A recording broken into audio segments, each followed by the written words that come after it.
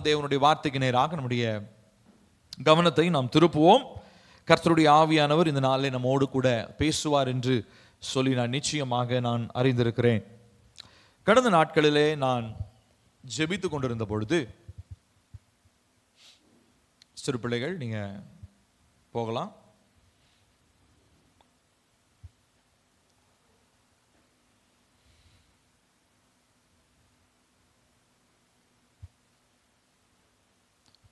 கடந்த நாட்களிலே நான் ஜெபித்து கொண்டிருந்த பொழுது கர்த்தர் என்னோடு பேசின ஒரு காரியத்தை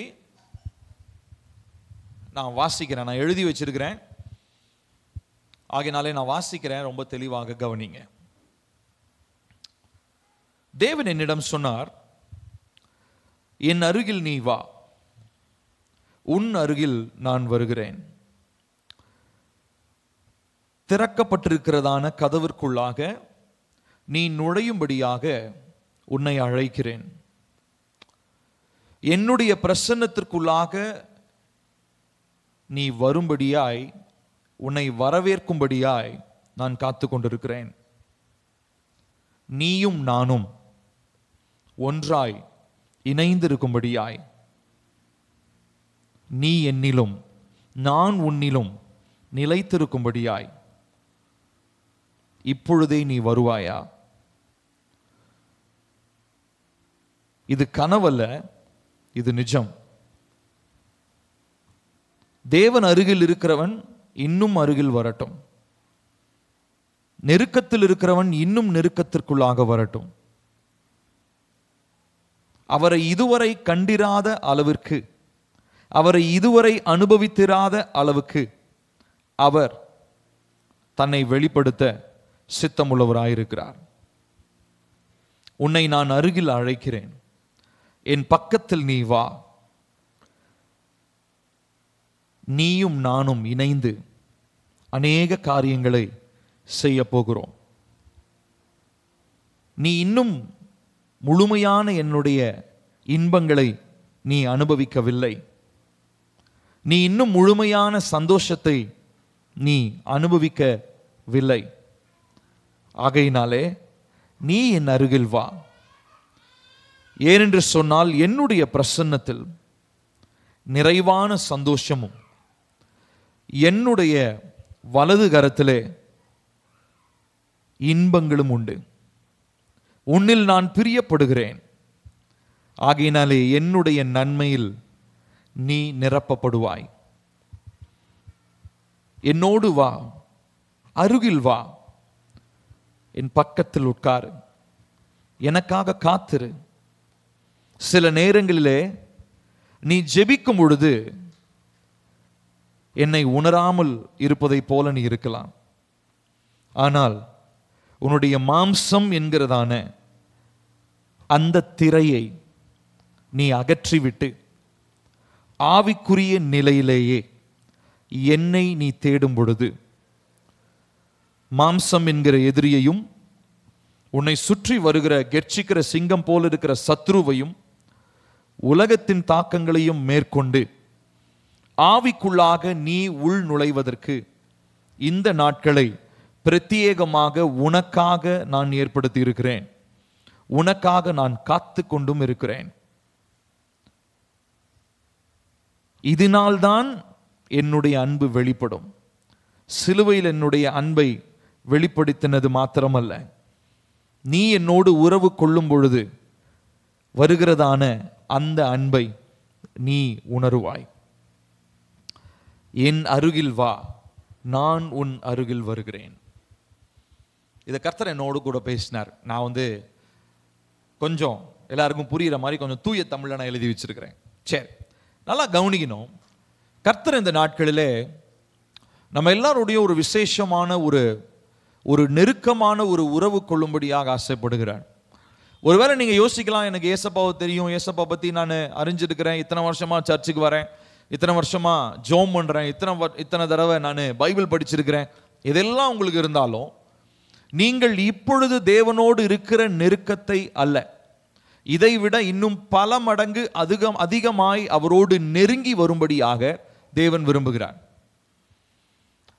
இந்த நாட்களிலே கிடைக்கிற வெளிப்பாடுகள் அல்ல, இதை விட இன்னும் அதிக வெளிப்பாடுகளை கர்த்தர் தரப்போகிறார். இந்த வரப்போற வருஷத்துல ஆயத்தத்திற்காக தான் இந்த செய்தி உங்களோடு கூட நான் பேச போறேன்.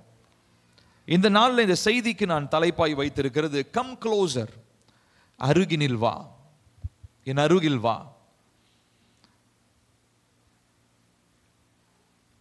இந்த சம்பவத்தை, இந்த குறிப்பிட்ட காரியத்தை கர்த்தர் என்னோடு பேசும்போது நம்ம எல்லாருக்கும் தெரிஞ்ச அந்த சம்பவம் எனக்கு ஞாபகம் வந்தது.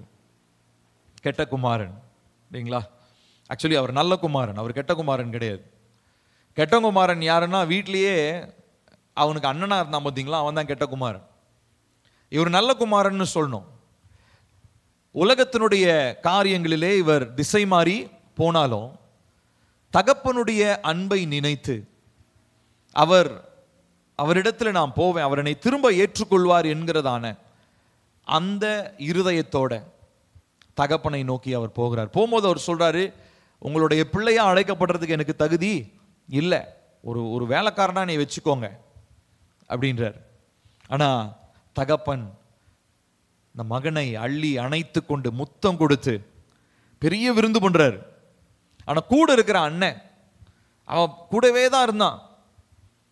ஆனா அவன் நல்ல குமாரன் போல இருந்தவன் கடைசிய கெட்ட குமாரன் ஆயிட்டான். அவன் என்ன சொல்றான், அவங்க அப்பா கிட்ட வந்து சண்டை போடுறான், எனக்கு ஒரு ஆடை எடுக்க கொடுத்தீங்களா, பார்ட்டி பண்றதுக்கு எனக்கு நீங்க ஏதாவது வசதி பண்ணி கொடுத்தீங்களா?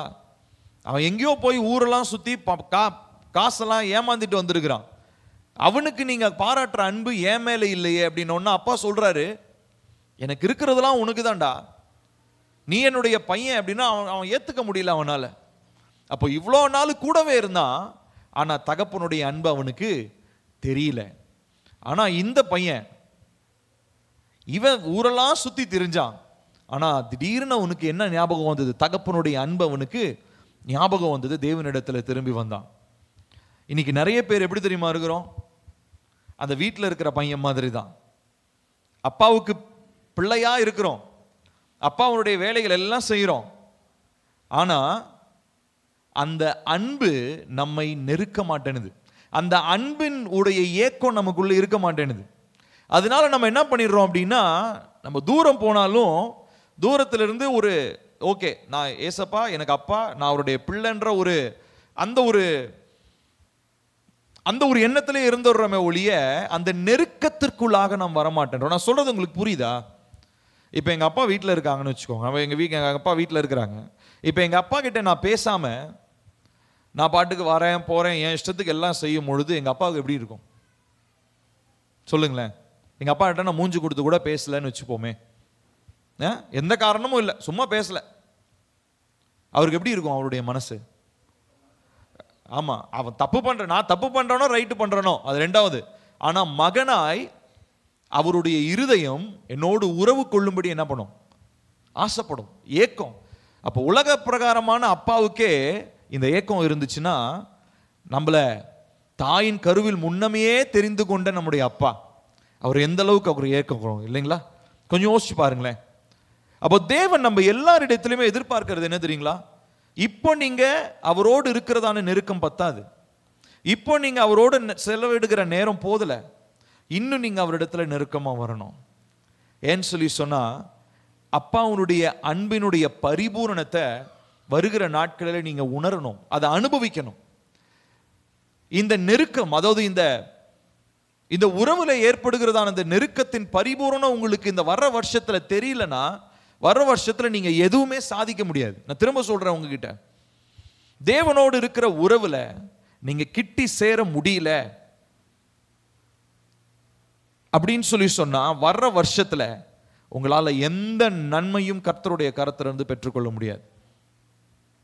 ஆகையினால வர்ற வருஷத்தை நீங்க என்னவா டிசைட் பண்ண போறீங்க? இப்பவே நமக்கு இன்னும் ஒரு வாரம் இருக்குது, தீர்மானம்லாம் புதுசு புதுசாக எடுப்போம். ஸோ தீர்மானம் எடுத்துட்டு பாதியிலே விடுறதுக்காக கிடையாது, எடுத்து நம்ம நிலைநாட்ட போறோம். இந்த வருஷத்துல நான் நிறைய தீர்மானங்களை இந்த வருஷம் கடைசி வரைக்கும் செய்யறதுக்கு ஆண்டவர் எனக்கு உதவி செஞ்சார். ஒரு சிலர் சொல்லலாம், ஒரு சிலர் என்ன பண்ணுவீங்க, இல்லைங்க நான் எடுத்தேன், ஒரு 2 மாசம் ட்ரை பண்ணேன், அப்புறம் 3வது மாசம் விட்டுட்டேன். இல்லை, ஆண்டவர் நிச்சயமா கிருபை தருவார். நீங்க ஆண்டவர்கிட்ட கேட்கறது பொண்ணோ பொருளோ, ஆண்டவரே அடுத்த வருஷத்துல நான் கார் வாங்கணும், பைக் வாங்கணும், இதை நம்ம கேட்கல. நம்ம ஆண்டவர்கிட்ட என்ன கேட்குறோம்? ஆண்டவரே, வர வருஷத்தில் நான் இன்னும் உங்ககிட்ட அதிகமாக நெருங்கி வரணும், உங்ககிட்ட இன்னும் அதிகமாக உறவு கொள்ளணும், நீங்கள் பேசுகிறத நான் கேட்கணும், உங்களுடைய இருதய துடிப்பை என் காதுகள் கேட்கணும். ஏங்க, உங்களுடைய இருதய துடிப்பை கேட்கணும்னா எனக்கு ஸ்பெஷலாக ஸ்டெத்தோஸ்கோப் வேணும் இல்லையா? டாக்டர் காதலை மாட்டி என்ன பண்ணுறாரு? ஸ்டெத் எடுத்து மூச்சு விடுங்கப்பா அப்படின்றாரு இல்லையா? எதுக்காக? இருதய துடிப்பை அவர் கவனிக்கிறார். இப்போ நமக்கு இருக்கிற ஸ்பெஷலான ஒரு எக்யூப்மெண்ட் என்ன தெரியுமா? ஸ்டெத்தோஸ்கோப் கிடையாது. நமக்கு ஆவியானவர் இருக்கிறார். அவர் பிதாவினுடைய ஆழங்களை ஆராய்ந்து அறிகிறவர். பிதாவினுடைய ஆழங்கள் ஆராய்ந்து அறியும் பொழுது அவர் இருதயத்தினுடைய துடிப்பையும் அவர் என்ன பண்றார்? நமக்கு வெளிப்படுத்துகிறவராக இருக்கிறார். வர வருஷத்துல அதை பத்தி நாம் பேச போறோம். தேவனுடைய ஆழங்கள் என்றால் என்ன, தேவனுடைய ஆழங்களை பரிசுத்த ஆவியானவர் எப்படி நமக்கு கற்றுத் தருகிறார் என்பதை குறித்து நான் பேச போகிறேன். சரி, ஆனா இந்த நாட்களிலே இதை நீங்கள் மனதில் வைத்துக் கொள்ளுங்கள். வருகிற ஆண்டிற்காக நீங்கள் ஆயத்தப்படணும். வரப்போற இந்த 1 வீக் இருக்குது. இந்த 1 வீக்ல சும்மா காலையில் எழுந்திரிச்சோன்னா வேலைக்கு போறது, ஞாயிற்றுக்கிழமை சர்ச்சுக்கு வந்து நியூ இயர் சர்வீஸ் அட்டன் பண்ணிட்டு நல்லா தூங்கி எழுந்துட்டு திரும்ப வேலைக்கு போறது இல்லைங்க. இந்த புது வருஷத்துல ஒரு ஒரு வித்தியாசத்தை நம்மளுடைய ஆவிக்குரிய வாழ்க்கையில நம்ம வெளிப்படுத்தணும். தேவன் அதற்கான பலனை நிச்சயமா தருவார். ஹல்லேலூயா. அப்ப இந்த நாளிலே ஒரு ஆயத்தப்படுங்க. ஆண்டவரே, இந்த வரப்போற வருஷத்துல இப்போதே ஜெபம் பண்ணுங்க. வரப்போற வருஷத்துல நான் உங்களோடு கூட நெருங்கி வரணும், நான் உங்களோடு கூட நெருக்கத்துல நான் வரணும் என்று சொல்லி. சரி, இந்த நாளிலே ஒரு சில வசனங்களை வைத்து இதற்கு ஆதாரமாக நாம் தியானிக்க போகிறோம். நான் சொன்னது இப்போ புரிஞ்சதுங்களா? ஆகையினால இது ஏதோ உங்ககிட்ட டைம் என்ன சொல்றது, டைம் கடத்துறதுக்காக, நேரத்தை ஓப்பி அடிக்கிறதுக்காக உங்கள்கிட்ட நான் பேசல. இது ரொம்ப முக்கியமான ஒரு காரியம். தேவ பிள்ளைகளா வர்ற வருஷத்துல இதை நம்ம செய்ய தவறிட்டோம்னு சொல்லி சொன்னா கர்த்தருடைய ஆசீர்வாதங்களை நம்ம தவற விட்டுருவோம். திரும்ப சொல்றேன், தேவனோடு இருக்கிற நெருக்கத்துல நீங்க இன்னும் வளரலன்னு சொல்லி சொன்னா வர்ற வருஷத்துல நமக்கு வருகிற ஆசீர்வாதங்களை நம்ம தவற விட்டுருவோம். ஆகையினாலே மிகுந்த ஜாக்கிரதையாய் இந்த காரியத்தை நீங்கள் நினைவில் வைத்துக் கொள்ளுங்கள். தேவன் அருகிலே நாம் செல்ல வேண்டும் என்பது தேவன் விரும்புகிறார். ஒருவேளை நீங்க இன்னைக்கு ஒரு நெருக்கமான இருக்கலாம். இல்லைங்க, நான் ஏசப்பாய் நல்லா ஜெபம் பண்றேங்க, நான் ஒரு 2 மணி நேரம் ஜெபம் பண்றேங்க.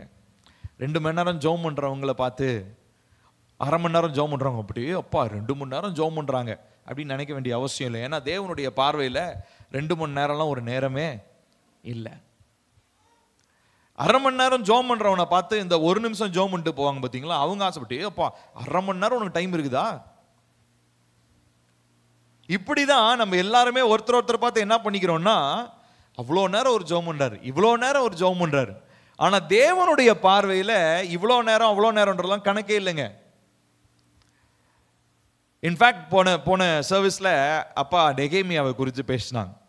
அந்த நெகேமியாவுடைய காரியத்தில் அவர் நெகேமியா என்ன பண்றாருன்னா, அந்த இடிந்து போன அலங்கத்தை கட்டி எழுப்புறதுக்கு அவங்க கூட்டமாலாம் கூடி சேர்ந்தெல்லாம் பண்றாங்க. அவங்களுக்கு எதிரிகள்லாம் வந்தாங்க.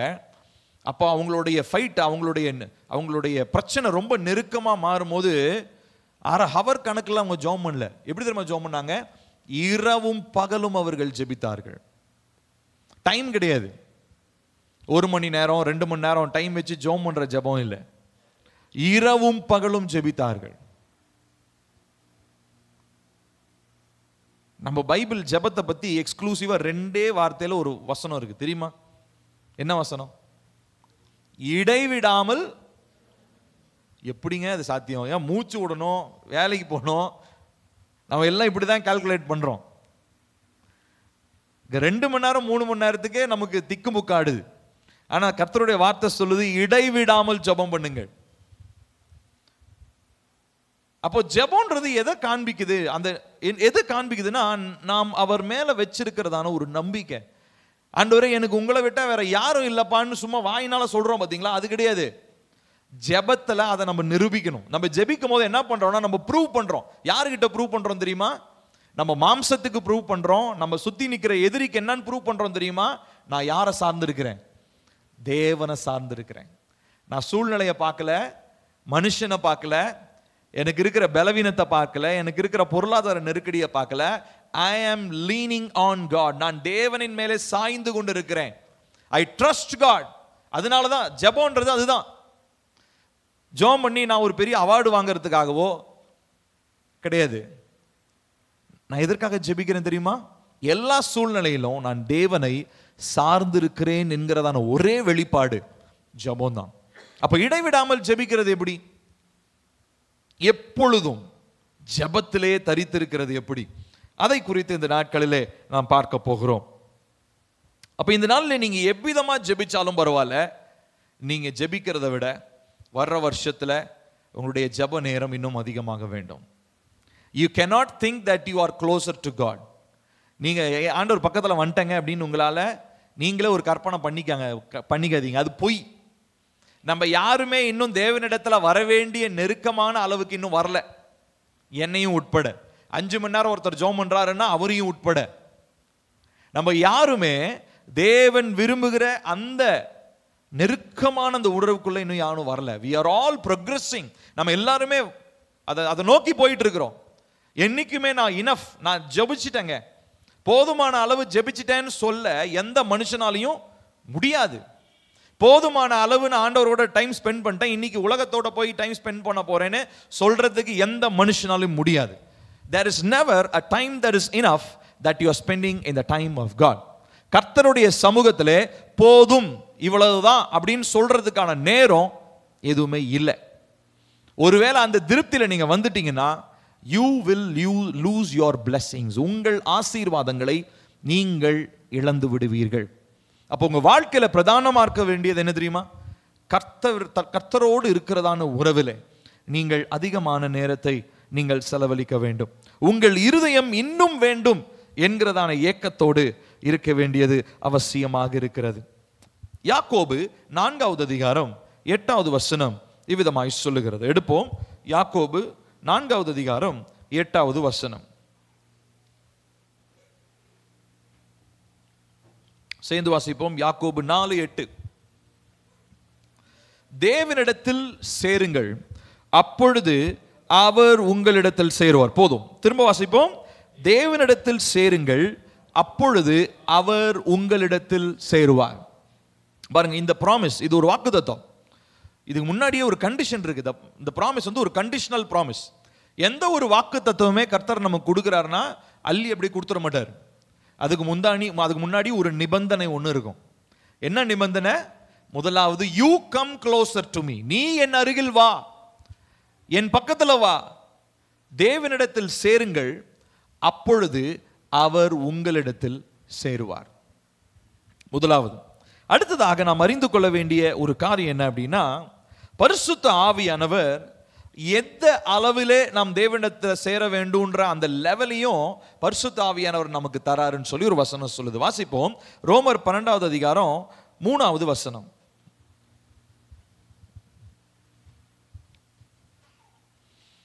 ரோமர் 12:3 வாசிப்போமா? அல்லாமலும் சேர்ந்து வாசிப்போம். எனக்கு அருளப்பட்ட கிருபையினாலே நான் சொல்லுகிறதாவது, உங்களில் எவனானாலும் தன்னை குறித்து எண்ண வேண்டியதற்கு மிஞ்சி எண்ணாமல் அவனவனுக்கு தேவன் பகிர்ந்த விசுவாச அளவின்படியே தெளிந்த எண்ணம் உள்ளவனாய் எண்ண வேண்டும். பாருங்க, ரொம்ப தெளிவா பவுல் சொல்றாரு. நினைக்க வேண்டியதுக்கு அளவா நீ என்ன பண்ணிக்காத, உன்னைய நீயே ஓவரா என்ன பண்ணிக்காத, ஓவர் எஸ்டிமேட் பண்ணிக்காத. நான் அப்படி பண்ணிடுவேன் இப்படி பண்ணிடுவேன் என்ன பண்ணாத, யோசனை பண்ணாத. அவனவனுக்கு தேவன் பகிர்ந்த விசுவாச அளவு. இப்ப பாருங்க, விசுவாசத்துல ஒவ்வொருத்தருக்கும் அளவு இருக்குது. விசுவாசத்துல ஒவ்வொருத்தருக்கும் அளவு இருக்குது. இப்ப நான் ஒரு காரியத்தை விசுவாசத்துல சாதிக்கிறேன்னா அதே மாதிரி நான் இன்னொருத்தனை போய் டே இப்படி செய்யடா அப்படின்னு சொல்றதுக்கு எனக்கு தகுதி கிடையாது, சொல்லவும் முடியாது. ஏன்னா என் வாழ்க்கையில கர்த்தர் செய்கிறது ஒரு விசுவாச அளவின்படி. ஆனா இன்னொருத்தருடைய வாழ்க்கையில கர்த்தர் செய்கிறது அது கர்த்தருக்கு தான் தெரியும். அப்போ நான் போய் அங்க என்னைய மாதிரியே நீ இருக்கணும் அப்படின்னு நான் சொல்ல முடியாது. கர்த்தர் ஒருவேளை சொல்ல சொன்னார்னா சொல்லலாம். ஆனா நம்ம எப்பயுமே ஒன்று புரிஞ்சுக்கணும் பிரியமானவர்களே, நம்ம எல்லாருடைய வாழ்க்கையிலுமே விசுவாச அளவுன்றது தேவன் நமக்கு கொடுக்கிறது. தேவன் நமக்கு கொடுக்கிறது. நல்லா கவனிக்கணும், இது பரிசுத்த ஆவியானவருடைய ஒரு செயல்பாடு. ஆவியின் கனியை பத்தி ஆரம்பிக்கும் போதே முதல்ல என்னதான் ஆரம்பிக்குது? ஆவியின் கனியோ அன்பு, சந்தோஷம், சமாதானம், அதுல விசுவாசம்னு ஒண்ணு இருக்குது. ஆவியின் கனிகள் இல்ல, கனி. அதை பத்தி ரொம்ப அழகா ஆக்சுவலி ஒரு பழம் ஒன்று இருக்கு. உங்களுக்கு தெரியுமா? ஆப்பிரிக்கால ஒரு பழம் ஒன்று இருக்கு. அந்த பழம் பேர் எனக்கு சரியா ஞாபகம் இல்லை. நான் பைபிள் காலேஜில் நான் டீச் பண்ணும்போது சொன்னேன், எனக்கு இந்த வேர்ட் டக்குன்னு ஞாபகத்துக்கு வரல. அந்த பழத்தினுடைய சிறப்பம்சம் என்ன தெரியுங்களா? ஒவ்வொரு தாட்டியும் நீங்கள் கடிக்கும் போது அந்த பழத்துலேருந்து ஒவ்வொரு டேஸ்ட் வரும். பார்த்துருக்குறீங்களா? இப்போ நீங்கள் மாம்பழத்தை சாப்பிட்டீங்கன்னா முதல் கடியிலேருந்து 4வது கடி வரைக்கும் ஒரே இதாக இருக்கும். மேபி கொட்டை பகுதியில் போனோன்னா கொஞ்சம் புளிப்பு இருக்கும், ஆனால் டேஸ்ட்டும் மாறாது. ஆனால் ஒரு பழம் ஒன்று இருக்குது, அந்த நான் எக்ஸாக்டாக நான் பார்த்து சொல்கிறேன் உங்களுக்கு. நான் அந்த ஃபோட்டோவோட நான் அனுப்பிச்சு விட்றேன். அதை நீங்கள் சாப்பிட்டீங்கன்னா ஒவ்வொரு பைட்டு, ஒவ்வொரு கடி கடிச்சிங்கனாலும் ஒவ்வொரு சுவை வரும். அதில் இனிப்பிலேயே பல வெரைட்டி, துவர்ப்பு, இந்த மாதிரி ஒவ்வொரு வெரைட்டி இருக்கும். நான் எதுக்காக சொல்கிறேன்னா, ஆவியின் கனின்றது ஒன்று தான், ஆனால் அதனுடைய சுவைகள் அவ்வளோ இருக்குது. ஆவியின் கனியோ கனிகளாக இருக்குது. கனிகள் இருக்கா, கனின்னு இருக்கா? ஆவியின் கனி அன்பு, சந்தோஷம், சமாதானம், நீடிய பொறுமை, இச்சை அடக்கம், இது வரிசையாக இருக்குது. விசுவாசம். இப்போ இந்த விசுவாசம்ன்றது ஒரு மனுஷனுக்கு தேவன் கொடுக்கிற ஒரு கனி, ஒரு டேஸ்ட். அது ஒருத்தர் சுவைக்க ஆரம்பிச்சிட்டாருன்னா அது அவருடைய வாழ்க்கையில் அது என்ன சொல்றதுங்க, அவர் சுவைக்க ஆரம்பிச்சிட்டாருன்னா அந்த சுவை அவருக்கு ரொம்ப பழகிடும். அதுக்கப்புறம் அதுலயே அவர் வளர ஆரம்பிச்சிருவார். அதனால தான் யாக்கோபு ரொம்ப தெளிவா சொல்றாரு, ரோமர் பவுல் தெளிவா சொல்றாரு, அவனுக்கு பகிர்ந்த விசுவாச அளவின்படி தெளிந்த எண்ணம் உள்ளவனாய் எண்ண வேண்டும். So think about it. ஏன்னா இதுக்கு முன்னாடி வசனத்துல என்ன சொன்னார் தெரியுமா? என்ன சொன்னாரு? 12வது அதிகாரத்தினுடைய முதல் வசனத்துல வாசிச்சு பாருங்க. என்ன சொல்றாரு? அப்படி இருக்க சகோதரரே, நீங்கள் உங்கள் சரீரங்களை பரிசுத்தமும் தேவனுக்கு பிரியமுமான ஜீவ பலியாக ஒப்பு கொடுக்க வேண்டும் என்று தேவனுடைய இரக்கங்களை முன்னிட்டு வேண்டிக் கொள்கிறேன். இதுவே நீங்கள் செய்யத்தக்க புத்தியுள்ள ஆராதனை. போதும். அடுத்தது 2வது வசனம் நமக்கு தெரியும். இந்த பிரபஞ்சத்திற்கு ஒத்த வேஷம் தெரியாமல் தேவனுடைய நன்மையும் பிரியும் பரிபூர்ணமான சித்தம் என்னதென்று பகுத்தறியத்தக்கதாக உங்கள் மனம் புதிதாகிறதுனாலே மறுரூபமாகுங்கள். இதெல்லாம் சொல்லிட்டு அவர் என்ன சொல்றாருன்னா, இதெல்லாம் இருக்குதுப்பா, ஆனாலும் விசுவாச அளவை நீ என்ன பண்ணணும்? வளர்த்து கொள்ளணும். அவனுக்கு தேவன் கொடுத்திருக்கிறார், அவனுக்கு பகிர்ந்து கொடுத்திருக்கிறார். ஸோ இதை குறித்த எண்ணம் நமக்கு தெளிவாக இருக்க வேண்டும். பிரியமானவர்கள் எல்லாரும் கவனிங்களேன், என்னை பாருங்களேன். நம்ம எல்லாருமே தேவனிடத்தில் கிட்டி சேரும் பொழுது அவர் மேல் இருக்கிறதான விசுவாசத்தில் நம்ம பெருகுகிறவர்களா இருக்கிறது மாத்திரமல்ல, கர்த்தர் நமக்கு ஒரு தெளிவை தரார். நான் சொன்னேன் இல்லைங்களா, ஜெபம் பண்றது எதுக்காக ஜெபம் பண்றோம்? ஆசீர்வாதங்களை பெற்றுக்கொள்றதுக்கு மாத்திரமா இல்லை. ஒவ்வொரு சூழ்நிலையிலையும் நமக்கு எதிராய் வருகிற சூழ்நிலையை பார்த்து நம்ம சொல்றோம், ஐ ஆம் ட்ரஸ்டிங் காட், நான் தேவனை சார்ந்து இருக்கிறேன். உங்களுக்கு எதிராக என்ன வேணா வரட்டுங்க, சுனாமியே வரட்டும், ஆனாலும் தைரியமா நின்று நம்மளால் என்ன சொல்ல முடியும் தெரியுமா? நான் தேவனை சார்ந்து இருக்கிறேன். So learning to trust God, தேவனை நம்புவது. அப்ப இந்த நெருக்கத்தில் ஏற்படுகிறதான ஒரு பெரிய ஒரு எஃபெக்ட் என்ன தெரியுமா? தேவனோடு நம்ம நெருங்கி வரும்போது ஏற்படுகிற ஒரு பெரிய ஒரு எஃபெக்ட் என்ன அப்படின்னா, நீங்க அசைக்க முடியாதவர்களாக இருப்பீங்க. எப்படி இருப்பீங்க? அசைக்க முடியாதவர்களாக இருப்பீங்க. You will be unshakable. உங்களை யாரும் அசைக்கவே முடியாது. மனுஷன் உங்களை பார்த்து சொல்லுவான், எவ்வளோ பிரச்சனை வந்துச்சு, நீ என்ன அப்படியே கண்ணு மாதிரி நிற்கிற அப்படின்னு வாங்க. பார்த்தீங்களா? அதுதான். எதனால தெரியுமா? நான் யாரை சார்ந்து இருக்கிறேன்? தேவனை சார்ந்து இருக்கிறேன். அவர் மேல் என்னுடைய நம்பிக்கை இருக்கிறது. நானும் அவரும் எப்படி இப்படி இப்படி கையை வச்சு சொல்லுங்களேன். நீங்களும் அவர் எப்படி இருக்கிறீங்க? கையை இப்படி இப்படி நீங்க கை இப்படி சேர்த்து வைங்க. நீங்களும் அவர் எப்படி இருக்கிறீங்க? நெருக்கமாக. ஹல்லேலூயா. அப்போ இப்படி இருக்கிற நெருக்கம் இதோட நின்றக்கூடாது, இன்னும் ஒரு படி மேலே போகணும். கர்த்தர் அதை விரும்புகிறவராக இருக்கிறார். அப்போ கர்த்தர் அதற்காக தான் நமக்கு என்ன பண்றாருன்னா, ஆவி என்னும் அச்சாரத்தையும் அவர் நமக்கு தந்தார். எபேசியர் 1வது அதிகாரம் 13வது வசனத்துல நம்ம வாசிக்கிறோம், நீங்களும் உங்கள் ரட்சிப்பின் சுவிசேஷமாகிய சத்திய வசனத்தை கேட்டு விசுவாசிகளான போது வாக்குத்தத்தம் பண்ணப்பட்ட பரிசுத்த ஆவியால் அவருக்குள் முத்திரை போடப்பட்டீர்கள். You been sealed by the holy spirit. அவருக்குள்ள நீங்க முத்திரை போடப்பட்டிருக்கிறீர்கள். நம்ம எல்லாருடைய வாழ்க்கையிலுமே ஆண்டவர் நம்ம மேல என்ன வச்சிருக்கிறார் தெரியுமா? ஒரு முத்திரை போட்டிருக்காரு. என்ன முத்திரை போட்டிருக்கிறாரு? அவன் என்னுடையவன், அவள் என்னுடையவள். ஆகையினாலே நம்ம தான் என்ன பண்றோம் தெரியுமா? இஷ்டத்துக்கு நம்ம எங்கேயாவது ஒரு இடத்துல ஓடிக்கிட்டே இருக்கோம், ஏதாவது ஒரு பக்கம் ஓடுறோம். இப்போ நான் எங்கேயோ ஒரு இடத்துக்கு திடீர்னு ஒரு இடத்துக்கு நான் வீட்டில் கோச்சிட்டு போயிட்டேன்னு வச்சுக்கோங்களேன். எங்க அப்பா, என் பையனே இல்லடா கோச்சிட்டு போயிட்டியாடா அப்படின்னு சொல்லுவாரா? மாட்டார். என்னதான் இருந்தாலும் பெற்றோருடைய ஏக்கம் என்னவா இருக்கும்? அவன் என்னுடைய, என் பையனாச்சே வரமாட்டானா அப்படின்னு ஏங்குகிற ஒரு இருதயம் இருக்கும் இல்லைங்களா? இதுதானே ஒரு தாயுடைய தகப்பனுடைய இருதயம். எங்க இதுதானே. இதை விட இன்னும் அதிகமா உங்களிடத்துல எதிர்பார்க்கிறவர் தான் உங்க தேவன். அப்போ நீங்க இப்ப இருக்கிற அந்த நெருக்கம் பத்தாது. நான் அதை தான் சொல்ல வரேன். இதனால நீங்க புரிஞ்சுக்கணும், நீங்க இந்த நாட்களில் தேவனோடு இருக்கிறதான அந்த நெருக்கம் இது போதாது. நீங்க ஆவியானவரால் முத்திரை போடப்பட்டு அவருக்காக சொந்தமாக நீங்கள் வாங்கப்பட்டிருக்கிறீங்க. அப்போ நம்ம இஷ்டத்திற்கு நம்ம விருப்பத்திற்கு நம்ம போவது அவருடைய இருதயத்திற்கு என்னத்தை ஏற்படுத்தும் தெரியுமா? ஒரு வேதனையை உண்டாக்கும். அவருடைய இருதயத்திற்கு ஒரு கஷ்டத்தை ஏற்படுத்தும். You are breaking his heart.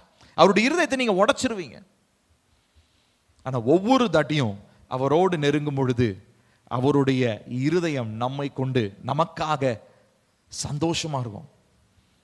பிரியமானவர்களே, நான் யாருக்காக இதை பேசுறேன்னு தெரியல, இல்ல நீங்க இதை எப்படி புரிஞ்சுக்கிறீங்கன்னு தெரியல. நம்மளுடைய வாழ்க்கையில இந்த நாட்களில் உங்களுக்கு என்ன பிரச்சனை வேணா இருக்கலாம், பட் இந்த ஒரு காரியத்தை தீர்மானம் நீ எடுங்க. என்ன தெரியுங்களா? ஏசப்பா, நான் இப்போ இருக்கிற நெருக்கம் இல்லை, நான் இன்னும் அதிகமா உங்களோடு நெருங்கி வர்றதுக்கு எனக்கு பலன் தாங்க.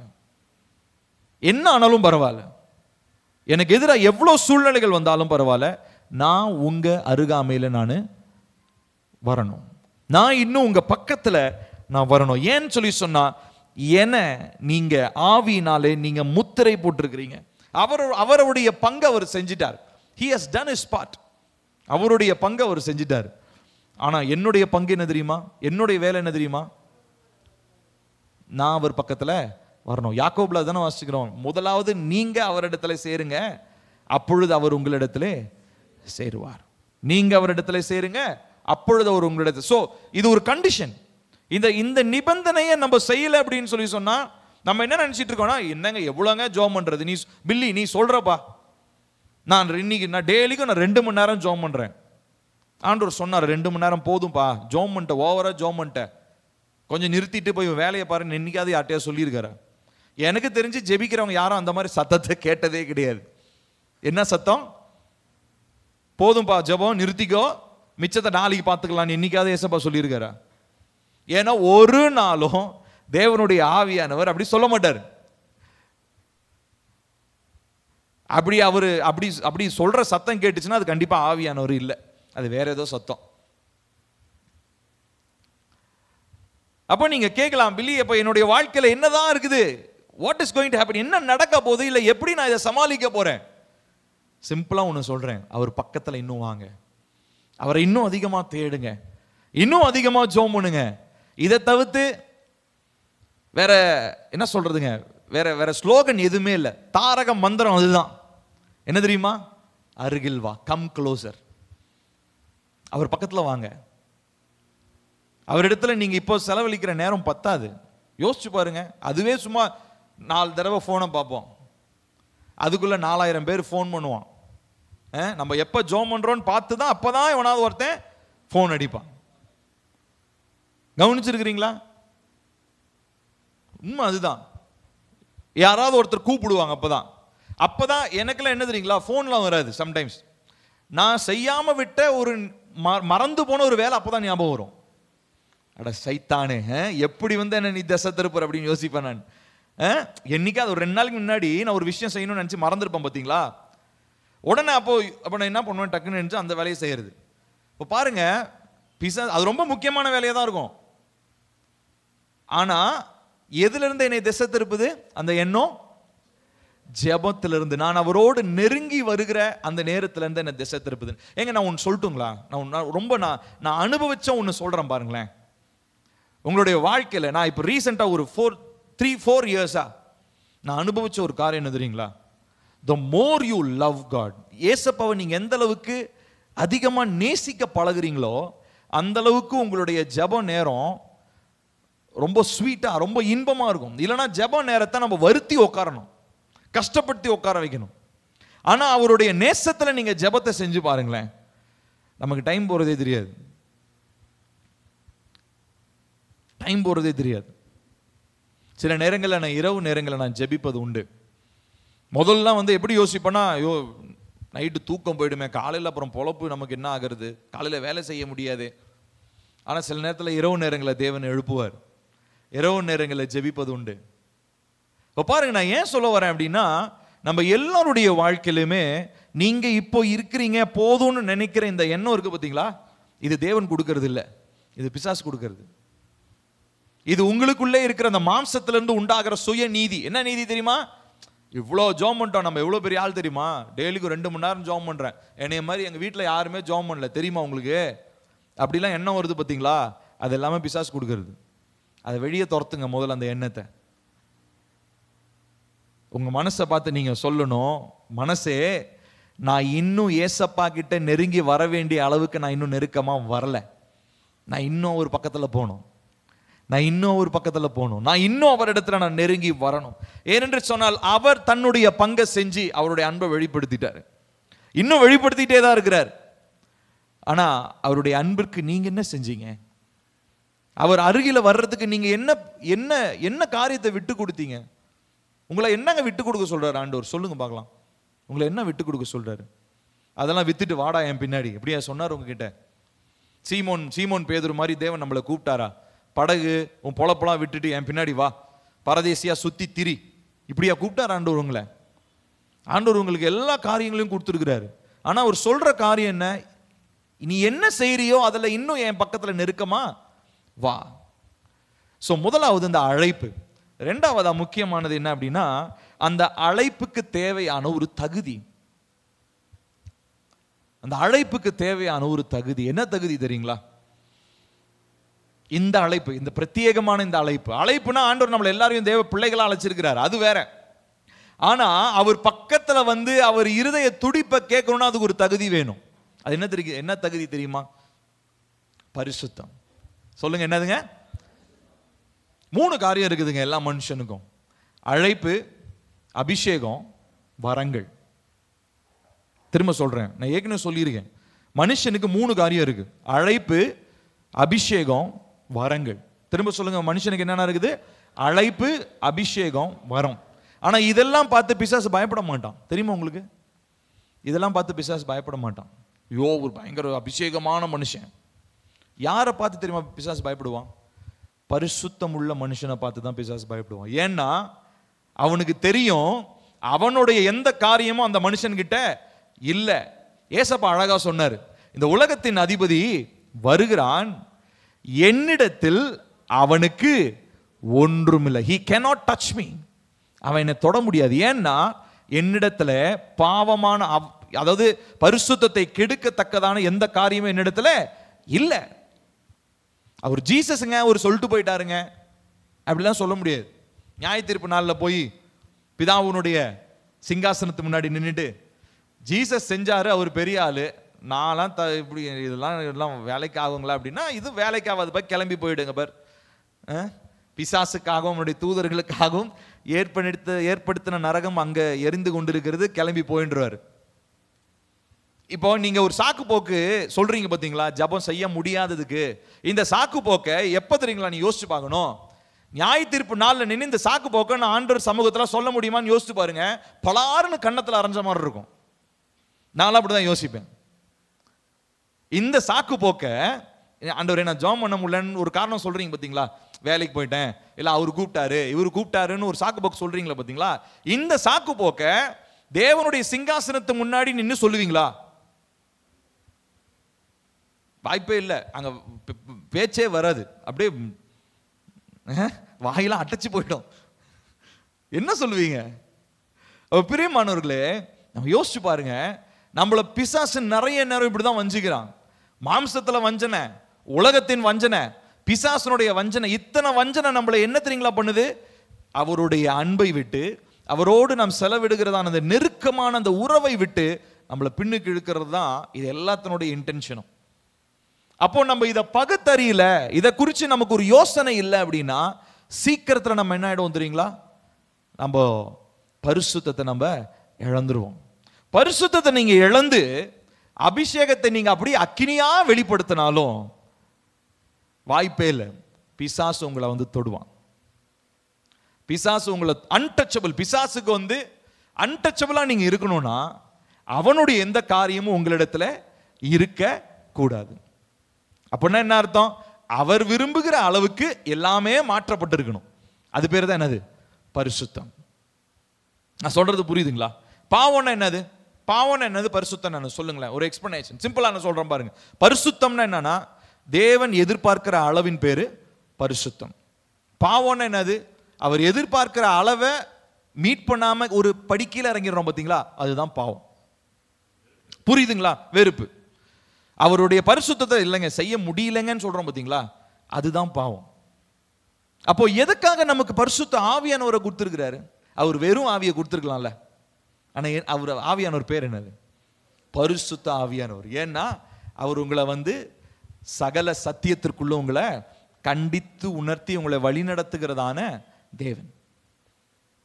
வெறும் ஆவியை நம்ம பெறல, பரிசுத்த ஆவியானவரை பெற்றிருக்கிறோம். ஏன்னு சொல்லி சொன்னா அது தேவன் விரும்புகிற பிரதானமான ஒரு குணமாக இருக்கிறது. தேவனுடைய பிள்ளையினிடத்திலே கர்த்தர் அதை எதிர்பார்க்கிறார்.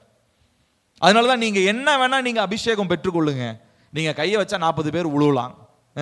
நீங்க ஜோம் பண்ணி செத்து போனவனை கூட நீங்க உயிரோட எழுப்பிட்டுவாங்க, எனக்கு அதை பத்தி கவலையே கிடையாது. ஆனா பரிசுத்தம் இல்லைன்னா நீங்க தேவனுடைய இருதயத்தின் அருகில் வர முடியாது. தேவனுடைய இருதய துடிப்பை புரிந்து கொள்ள முடியாது.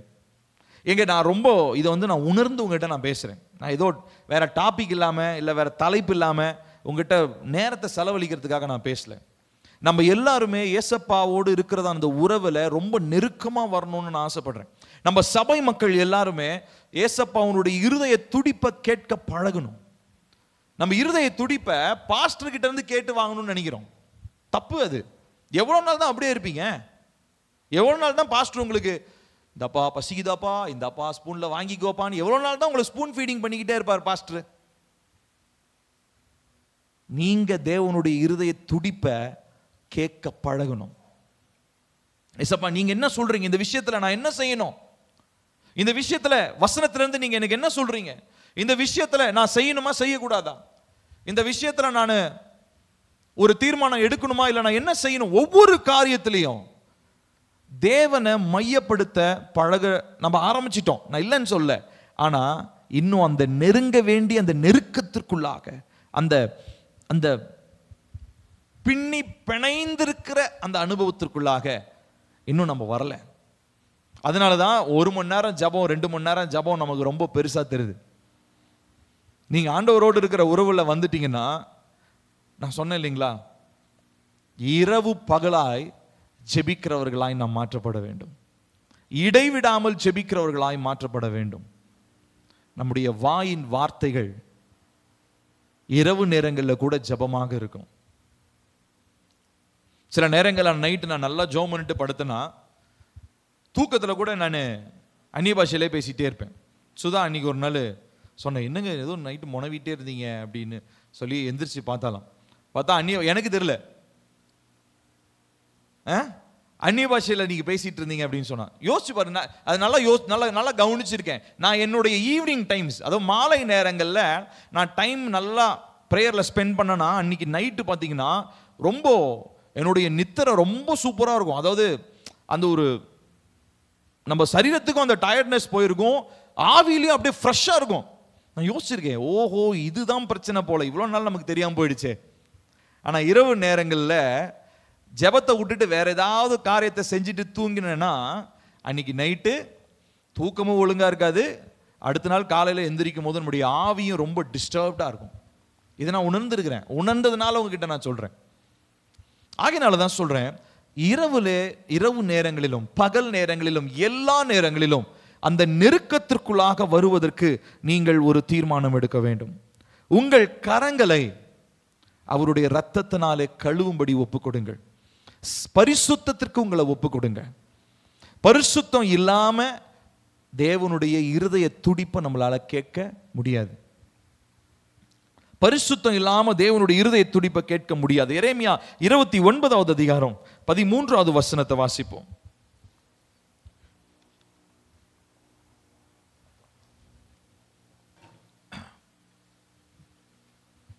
உங்கள் எரேமியா 29:13 உங்கள் முழு இருதயத்தோடும் என்னை தேடினீர்களானால் என்னை தேடுகையில் கண்டுபிடிப்பீர்கள். திரும்ப வாசிப்போம். உங்கள் முழு இருதயத்தோடு என்னை தேடினீர்களானால் என்னை தேடுகையில் கண்டுபிடிப்பீர்கள். Where is God? இன்னைக்கு புயல் அடிச்சுக்கிட்டு இருக்குது, கடவுள் எங்க காணோம்? ஏசப்பா என் கரத்தை பிடிச்சிருக்கிறாருன்னு சொன்னாரே, காணோம். மறைஞ்சு போயிட்டாரா என்ன? இல்ல, அவர் அங்கதான் இருக்கிறாரு. உங்க பிரச்சனைக்கு நடுவுல நீங்க யாரை பார்க்க மறந்துட்டீங்க? தேவனை தேட மறந்துட்டீங்க. உங்க பிரச்சனை தான் ரொம்ப பெருசா போயிடுச்சு. நிறைய பேருடைய வாழ்க்கையில இது இப்போ நடந்துகிட்டு இருக்குது. ரைட் நவ், இப்போ நான் பேசுற இந்த நேரத்தில் உங்களுடைய வாழ்க்கையில எது தெரியுமா பிரச்சனையா இருக்குது?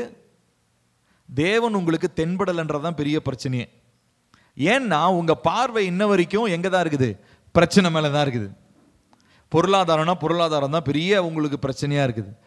ஆனா ஆண்டவர் சொல்றாரு, உனக்கு என்ன இருந்தாலும் அதுக்கு மத்தியில் நீ என்ன யாரை தேடணும்? என்ன தேடு. என்னை நீ தேடுவாயானால் தேடுகையில் நீ கண்டடைவாய். You will find me when you search, when you keep looking for me. ஏங்க, சீஷர்கள் படவுல போயிட்டு இருந்தாங்க. ஏசப்பாவும் அந்த படவுல வந்தார். ஏசப்பா என்ன பண்ணிட்டு இருந்தார்? நல்லா தூங்கிட்டு இருந்தார். இப்ப படகுல அந்த கடல்ல என்ன நடந்துச்சு? பயங்கரமா அலை வந்துச்சு. அலை வந்த உடனே இவனுங்க முதல் தடவையே இவனுங்க என்ன பண்ணியிருக்கலாம்? நான் என்னுடைய இமேஜினேஷன், முதல் தடவையே லைட்டாக கொஞ்சம் அசையும் போதே அவரை தட்டி எழுப்பி கரைக்கு போய் சேருவோமா மாட்டோமா, இல்லை எப்படி ரிட்டர்ன் ஆயிடலாமான்னு ஏதாவது கேட்டிருக்கலாமா இல்லையா? ஆனால் இவனுங்க எல்லாம் பயங்கரமாக கடல்லாம் கொந்தளிக்கிற அளவுக்கு விட்டு கடைசியாக போய் அப்படியே படகே ரெண்டை பழக்கிற மாதிரி கடல் அலை அடிச்சுக்கிட்டு இருக்கும் போது அப்போ போய் எழுப்புறானுங்க. இயேசுவை எழுப்புறாங்க. ஏசப்பா, நாங்க மடிந்து கொண்டு இருக்கிறோம் அப்படின்னு சொல்லி சொல்றாங்க. உடனே அவர் எந்திரிச்சு என்ன சொல்றாரு? கடலை பார்த்து மிரட்டிட்டு அமைதல் ஆயிடுச்சு. அப்புறம் இந்த பக்கம் திரும்பி பார்த்து சொல்றாரு, ஏடா அற்ப விசுவாசிகளே, விசுவாசம் எங்கடா போச்சு உங்களுக்கு? விசுவாசமும் இல்லை, நான் உங்க கூட இருக்கிறேன்றதான எண்ணமும் இல்லை, போய் பதறி கொண்டு இருக்கிறீங்களே அப்படின்றது தான் அந்த அற்ப விசுவாசின்றதுக்கான அர்த்தம். முதல்ல கொஞ்சம் லைட்டா, அவங்க மீனவர்கள் தானே, லைட்டா அவங்களுக்கு அந்த அந்த அந்த அடையாளம்லாம் தெரியும் போதே ஏசப்பாவை எழுப்பி என்ன பண்ணியிருக்கலாம்? கேட்டுருக்கலாம். எங்கள் வீட்டில் அலெக்சான்னு ஒன்று இருக்குது. அலெக்சான்னு அந்த அமேசான்லேருந்து ஒரு புது டிவைஸ் ஒன்று, சரிங்களா? நீங்கள் பேசினீங்கன்னா பதில் சொல்லுவோம் உங்களுக்கு, சரிங்களா? இந்த கூகுள் அசிஸ்டன்ட் மாதிரி அலெக்சான்னு ஒன்று இன்டர்நெட்டில் கனெக்ட் பண்ணிட்டா போதும். நான் எங்கேயாவது வெளியில் பைக்கில் போகும்போது அலெக்சா கிட்ட கேட்பேன், அலெக்சா இன்னைக்கு மழை பெய்யுமா? இங்கிலீஷில் கேட்டால் அது பதில் சொல்லும். இந்த டைமில் இந்த இடத்துல வந்து மழை பெய்யும்னு சொல்லும். சில நேரங்களில் அது பொய் சொல்லிடும். சில நேரம் அதை நம்பி நான் ரெயின் கோட் எடுக்காமல் போனேன்னா மழையில் நினைச்சிக்கிட்டு வரணும். இப்போ நான் யோசிப்பேன், அலெக்சாவை நம்புற அலெக்சா வந்து கரெக்டாக வெதர் ரிப்போர்ட் குறுக்குன்னு நம்புற ஏசப்பா எதுவும் சொல்லுவாரா சொல்ல மாட்டாரான்றது என்ன பண்ணுறது இல்லை. ஏன்னா அலெக்சா பேசுறது நல்லா காதாலேயே கேட்க முடியும். ஆனால் ஏசப்பா பேசுறதை கேட்கணும்னா கொஞ்சம் டைம் வேணும், கொஞ்சம் எஃபர்ட் வேணும். எஃபர்ட் போடுறதுக்கு நமக்கு டைம் இல்லை. எஃபர்ட் போடுறதுக்கு நமக்கு ரொம்ப ரொம்ப சோர்வு அடைஞ்சிட்டோம், நமக்கு ரொம்ப பலனற்று போயிட்டோம். இப்போ பாருங்க பிரியமானவர்களே, இன்னைக்கு எல்லாருமே இந்த செய்தியை கேட்குற நீங்க எல்லாருமே ஏதோ ஒரு விதத்தில் நீங்க பலனற்று போய் துவண்டு போயிருக்கிறீங்க. அது உங்க வாழ்க்கையா இருக்கலாம், குடும்பமா இருக்கலாம், என்ன வேணா இருக்கலாம். ஆனால் நான் உங்ககிட்ட ஒரு காரியத்தை சொல்றேன், நல்லா கவனிங்க. உங்களுக்கு இப்போ தேவை என்ன தெரியுமா? அந்த பிரச்சனையிலிருந்து வெளியில் வரணுன்றது கிடையாது. அந்த பிரச்சனைக்கு மத்தியில் நீங்கள் அவரை தேடுங்க. ஏசப்பா வேர் ஆர் யூ? இந்த புயலுக்கு மத்தியில் நீங்கள் எங்கே இருக்கிறீங்க? இப்போ நான் சுற்றி பார்த்தா ஒரே புயலாக தான் தெரியுது. உங்களை என் கண்ணால் பார்க்க முடியல. ஏன்னா நான் ஏதோ ஒன்று நான் தப்பி வந்துட்டேன், இல்லைனா இந்த சூழ்நிலையிலேருந்து நீங்கள் எஸ்கேப் ஆகி போயிட்டீங்க. இது ரெண்டு தான் நடந்திருக்கணும். அவர் போவாரா? அவர் போக மாட்டார். ஏன்னா அவர் நம்முடைய கரத்தை பிடிச்சிருக்கிறார். அப்போ நம்ம தான் என்ன பண்ணிட்டோம்? அவர் இருக்கிற இடத்த விட்டு வேற எங்கேயோ வந்துட்டு புயல் அடிக்குது, காத்தடிக்குதுன்னு நம்ம என்ன பண்ணிட்டு இருக்கிறோம்? சொல்லிட்டு இருக்கிறோம். அப்போ இதற்கு மத்தியில தேவனுடைய முகத்தை பார்க்கிற பழக்கம் நமக்கு வேணும். தேவனை எல்லா சூழ்நிலைகளுக்கு மத்தியில தேடுகிற ஒரு இருதயம் நமக்கு வேணும். இந்த இருதயத்துக்கு பேர் தான் அந்த தேவனுடைய இந்த இருதயம் தான் தேவனுடைய சித்தத்தை அறிந்து கொள்ளும். அந்த விசுவாசத்துல வளருகிற இருதயமா இருக்கிறோம். வரப்போற வருஷத்துல ஆசீர்வாதங்களை சுதந்திரித்துக் கொள்ளுகிற இருதயமா இருக்கும். இன்ஃபேக்ட் இன்னும் சிம்பிளா நான் சொல்றேன் பாருங்களேன். வர வருஷத்துல நீங்க ஒரு பிரதானமான ஒரு டெசிஷன் எடுங்க. என்ன டெசிஷன் தெரியுமா? ஏசப்பா, வர வருஷத்துல நான் உங்களை ரொம்ப ரொம்ப அதிகமா என்ன பண்ண போறேன் தெரியுமா? நேசிக்க போறேன். I am going to love you.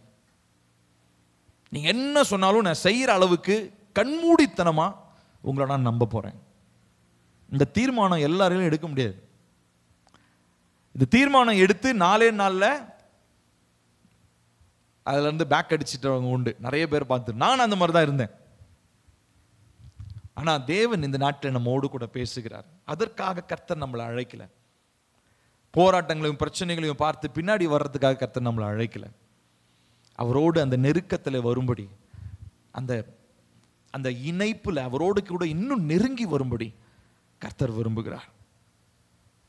அப்போ கர்த்தர் விரும்புகிறதான அந்த காரியத்தை, அந்த பரிசுத்தத்தை நாம் பெற்றுக்கொள்வோம் என்று சொன்னால் இந்த நாட்களிலே அவருடைய இருதய துடிப்பை நாம் அறிந்து கொள்ள முடியும். 1 யோவான் 1வது அதிகாரம் 9வது வசனம். 1 யோவான் 1வது அதிகாரம் 9வது வசனம்.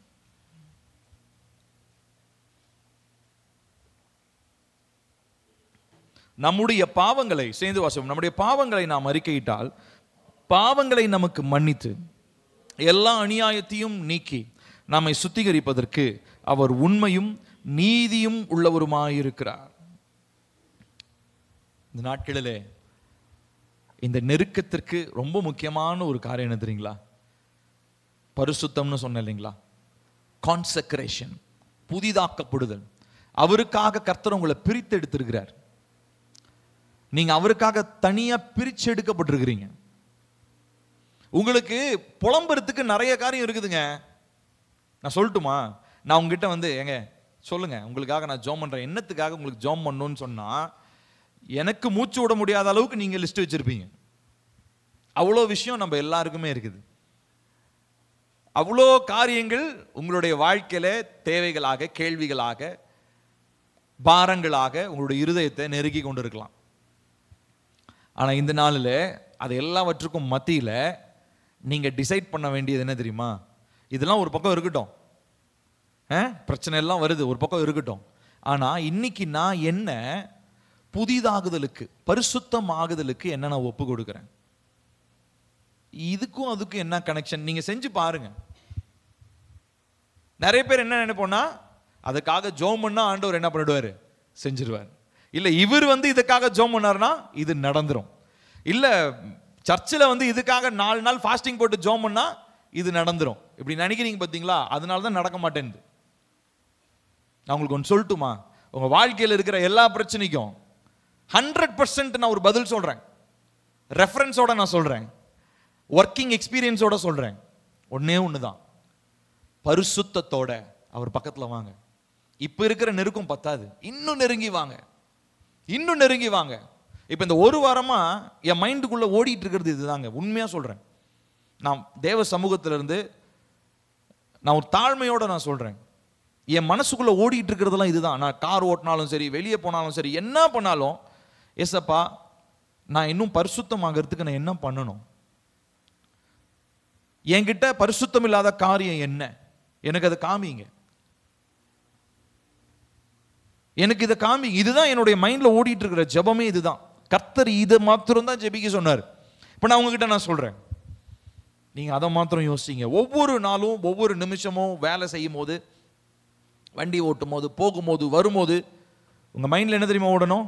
ஆண்டவரே, நான் இன்னும் பரிசுத்தமாகிறதுக்கு என்ன பண்ணணும்? நான் பரிசுத்தம் இல்லாத காரியம் இன்னும் என்கிட்ட என்ன மறைஞ்சிருக்கு, எனக்கு அதை வெளிப்படுத்துங்க. கண்டிப்பா வெளிப்படுத்துவார். ரெண்டாவது, அதை வெளியே தூக்கி போடுறதுக்கு என்ன வரணும், அப்பதான் வெளிப்படுத்துவார். நிறைய நேரங்கள் வெளிப்படுத்துங்க வெளிப்படுத்துங்க வெளிப்படுத்துங்கன்னு ஜெபம் பண்ணிட்டே இருப்போம், வெளிப்படுத்த மாட்டார். ஏன் தெரியுமா?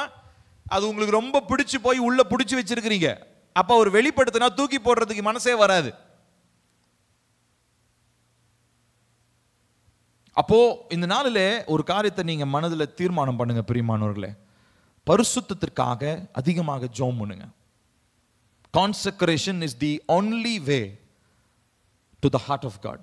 தேவனுடைய இருதயத்திற்கு போய் சேரக்கூடிய ஒரே விதம் பரிசுத்தமாகுதல் மாத்திரமே. ஏசப்பாவே தன்னுடைய வாயால சொன்னார் இல்லையா, இருதயத்தில் சுத்தம் உள்ளவர்கள் பாக்கியவான்கள், they will see God. அவர்கள் தேவனை தரிசிப்பார்கள். தேவனை தரிசிப்பாங்க. தேவனை ஒருவனும் ஒரு காலம் கண்டதில்லையேன்னு வசனம் இருக்கே, ஆனாலும் he will reveal.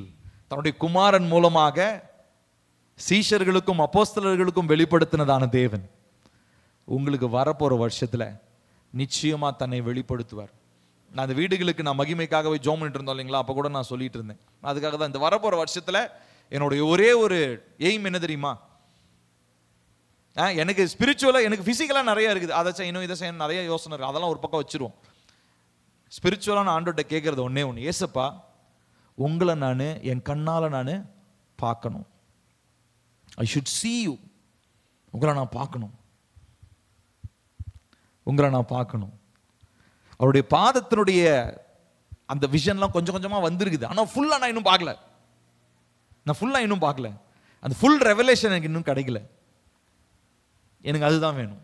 எனக்கு அபிஷேகம், இந்த அனாயிண்டிங்கு அதெல்லாம் ரெண்டாவது. எனக்கு என்ன தெரியுமா வேணும்? ஏசப்பாவை நான் பார்க்கணும்.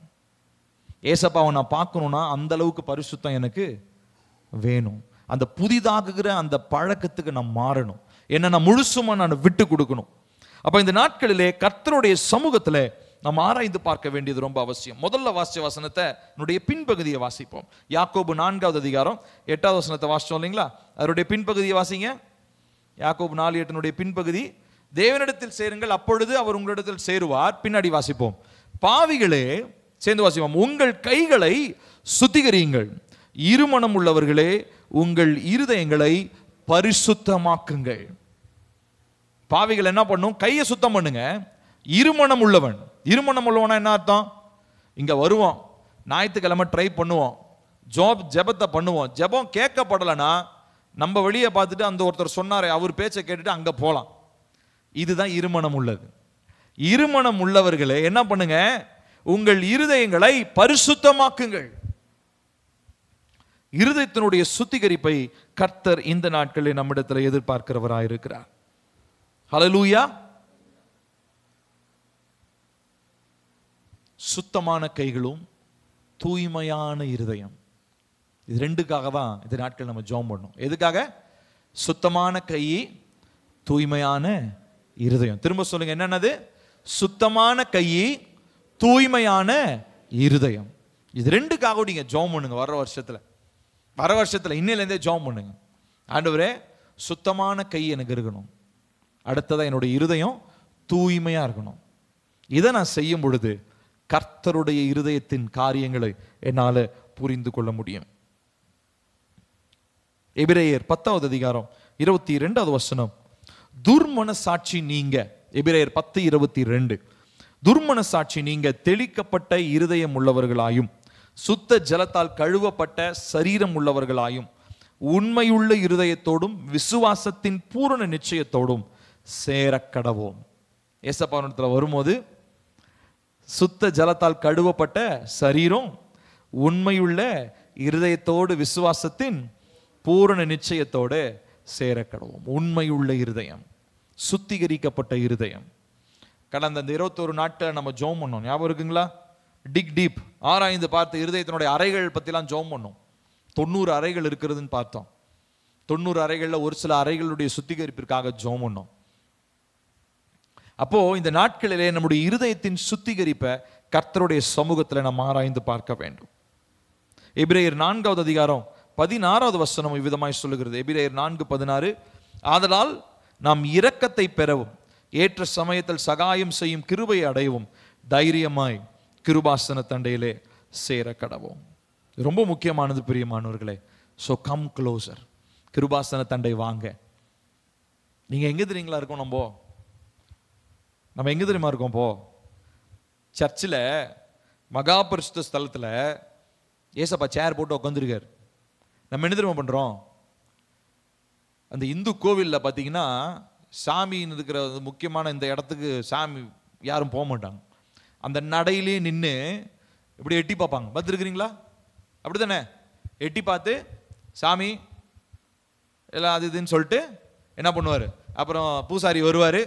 பூசாரி கிட்ட ஏதோ ஒன்று சொல்லி ஏதோ ஒரு பூசாரி தட்டில் ஏதோ ஒன்று தூக்கி போட்டு கிளம்பி போயிடுறது. அதுக்கப்புறம் நம்ம இஷ்டத்தின்படி வாழ்றது. இது உலக மக்கள் விக்கிரகங்கள். இப்போ நிறைய பேர் என்ன தெரியுமா பண்றோம்? சர்ச்சுக்கு வரோம், வீட்டில் போய் ஜெபம் பண்றோம். ஆனால் நம்மளுடைய பார்வையில் எங்க தெரியுமா? எப்படி தெரியுமா? கோவிலுக்கு வெளியே நின்று அவர் சேர் போட்டு இங்கே உட்காந்துருக்கிறார். இங்கே வர்றதில்ல, வெளியே நின்று ஏசப்பா ஹாய் ஹலோ நல்லா இருக்கீங்களா? நான் நல்லா இருக்கேன், நீ நல்லா வச்சுக்கோங்க, உங்களுக்கு காணி கொடுக்குறேன், அடுத்த வருஷம் பார்க்கலாம் அப்படின்னு கிளம்பி போயிடுறது. உள்ள கூட வர்றதில்லை. ஆனா வசனம் என்ன சொல்லுது? டேய் பக்கத்துல வா, கிருபாசன சேர், அந்த த்ரோன், கிருபை என்கிற சிங்காசனத்தை போட்டு உட்கார்ந்து இருக்கிறாரு, அவர் பக்கத்துல வா, சேர் பக்கத்துல வர சொல்றாரு. ஆனா நம்ம வீட்டு வாசல்லே வெளியே முற்றத்திலே நின்று ஹாய்ன்னு சொல்லிட்டு கிளம்பி போயிடுறோம். நம்முடைய ஜப வாழ்க்கை இப்படிதான் இருக்குது. அதனாலதான் இன்னும் நன்மைகளை பெற்றுக்கொள்ள முடியல. ஏன்னா கிருபாசன தண்டையில இன்னும் வரல. வெளியே நின்றுகிட்டு நம்மளுடைய ஸ்பிரிச்சுவாலிட்டி ரெஸ்ட்ரிக்டடா இருக்குதுங்க. எனக்கு அதுதான் வருத்தம். நம்ம சபையில நல்லா சூப்பரா எல்லாம் பாட்டு பாடினா நல்லா பாடுறீங்க, கையை தட்டினா நல்லா கை தட்டுறீங்க, ஏதாவது ஒரு உதவி கேட்காமே நல்லா செய்றீங்க எல்லாரும். நான் அதெல்லாம் குறையே சொல்ல மாட்டேன் நம்ம சபையை பற்றி. நம்ம சபையில் ஒரு பிரச்சனை இருக்கு, என்ன தெரியுங்களா? நம்மளுடைய ஸ்பிரிச்சுவாலிட்டியை நம்ம ரெஸ்ட்ரிக்ட் பண்ணிக்கிட்டோம். ஆவிக்குரிய வாழ்க்கையை ஒரு கட்டு போட்டு வச்சிட்டோம். போதும், இந்த அளவுக்கு ஜெபம் பண்ணா போதும், இந்த அளவுக்கு பைபிள் படிச்சா போதும், அரை மணி நேரம் ஜெபம் பண்ணா போதும். இதுதான் நம்ம சபையினுடைய எழுப்புதலுக்கு தடையா இருக்கிறதான எண்ணங்கள். புரியுதா உங்களுக்கு? ஏங்க நான் சொல்றது புரியுதா இல்லையா? இதை தாண்டி வரணுங்க. நம்ம சும்மா அந்த அரை மணி நேரம் 10 நிமிஷம் ஒரு நிமிஷம் 2 நிமிஷம் கணக்கிலே இல்லை. அவங்களாம் விட்டுருங்க, அவங்கள பத்தி நான் பேசல. இந்த அரை மணி நேரம் 1 மணி நேரம் ஜெபம் பண்றது, 2 அதிகாரம் படிச்சேன் 3 அதிகாரம் படிச்சேன்றது, இது எல்லாமே நீங்க இன்னுமே வெளியில தான் நிக்கிறீங்கன்னு அர்த்தம். கிருபாசனத்தை என்னைக்கு வர்றது, என்னைக்கு அவர் மார்பில் சாயிறது, என்னைக்கு அவருடைய இருதய துடிப்பை கேட்கறது, எவ்வளவு பெரிய ப்ராசஸ் இருக்கு. ஆனா நம்ம இன்னும் வெளியே தான் நின்றுட்டு இருக்கிறோம். ஆனா அவர் என்ன சொல்றாரு? கிருபாசனத்தை உட்காந்துட்டு கையை நீட்டிட்டு, கை வலிக்கிற அளவு கை நீட்டிகிட்டே தான் உட்காந்துக்கிட்டு இருக்கிறாரு. வாடா, என் பக்கத்துல வாடா, உனக்கு வேற எதுவுமே தேவையில்லை, என் பக்கத்துல வா, உனக்கு பிரச்சனை இருக்குது தெரியும், உனக்கு தேவை இருக்குது தெரியும், உனக்கு மனசுல தாங்க முடியாத பாரம் இருக்கு எனக்கு தெரியும். ஆனா நீ ஒண்ணு பண்ணு, பக்கத்துல வா, என் பக்கத்துல வா, என் மேல சாஞ்சுக்கோ, நான் உன்னை கட்டி பிடிச்சுக்கிறேன், என் மேல சாஞ்சுக்கோ. இதை மாத்திரம் நம்ம கேட்க மாட்டேன்றோம். இதுதான் ஆவியானவர் காலாகாலமா சபைகிட்ட பேசிட்டு இருக்கிறார். பல வருஷமா சபைகிட்ட ஆவியானவர் வார்த்தையின் மூலமா, தீர்க்க தரிசனத்தின் மூலமா, ஊழியக்காரங்க மூலமா பேசுறது என்ன தெரியுமா? பக்கத்துல வா. ஏன் இன்னும் வெளியே நிக்கிற? ஏன் இன்னும் முற்றத்திலே நிக்கிற? எட்டி பார்க்கறதுக்கு ஆண்டவர் நம்மளை தெரிஞ்சு கொண்டாரு. அவர் மகனா மகளா மாற்றி அவர் மடியில உட்கார வைக்க சொன்னா நம்ம இன்னும் வெளியே நின்றுட்டு இருக்கிறோம். அப்ப நம்முடைய ஆவிக்குரிய வாழ்க்கை இப்படிதான் இருக்குது. நம்ம சபையில இன்னும் ஸ்பிரிச்சுவாலிட்டி, ஆவிக்குரிய வாழ்க்கை கட்டப்பட்டு இருக்குது, ரெஸ்ட்ரிக்டடா தான் இருக்கிறோம். இந்த கம்ப்யூட்டர் யூஸ் பண்றவங்களுக்கு தெரியும், ஃபைல் ரெஸ்ட்ரிக்ஷன் ஒன்று இருக்கும். ஒரு சில ஃபைலை போய் நீங்க ஓபன் பண்ண முடியும், ஆனா அந்த ஃபைலை போய் நீங்க மாடிஃபை பண்ண முடியாது. பார்த்துருக்கிறீங்களா?